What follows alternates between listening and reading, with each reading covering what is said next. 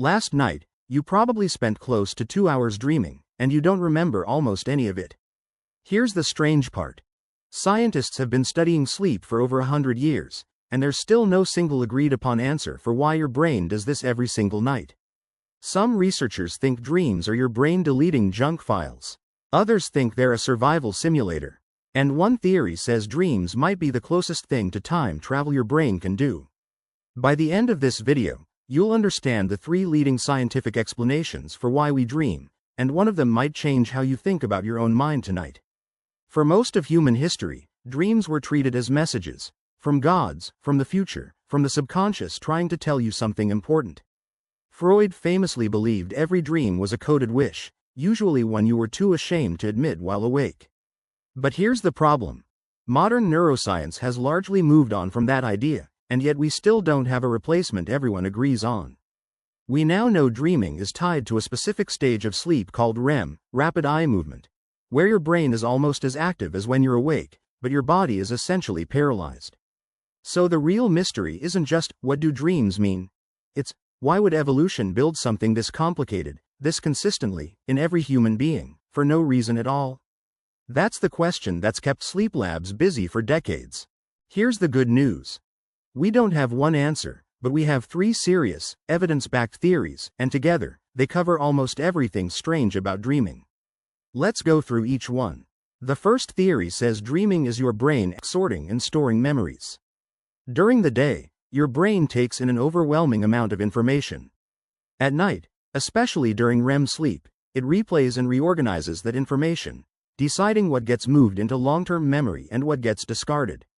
Studies using brain imaging have shown that the same neural patterns that fire while you're learning something new during the day will fire again while you sleep that night, almost like your brain is rehearsing.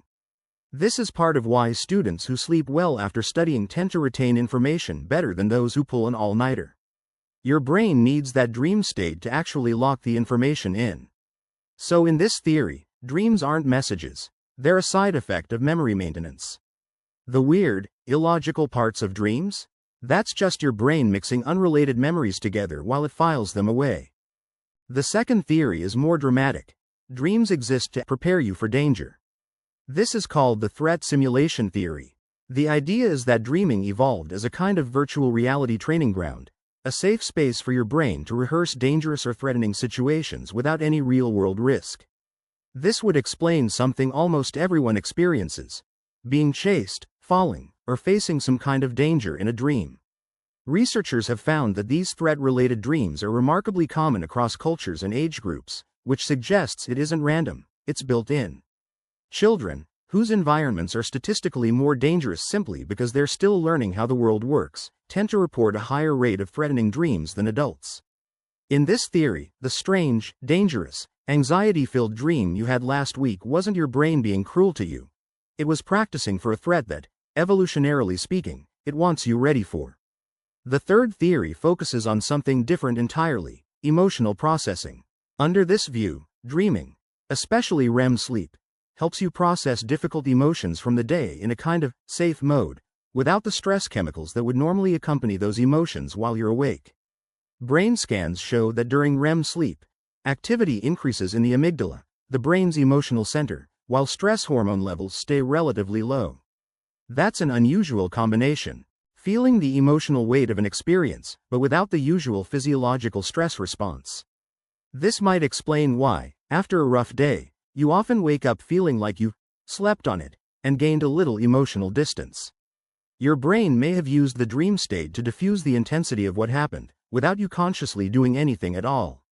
Honestly, probably all 3, working together. Your brain filing memories, rehearsing threats, and processing emotion aren't mutually exclusive.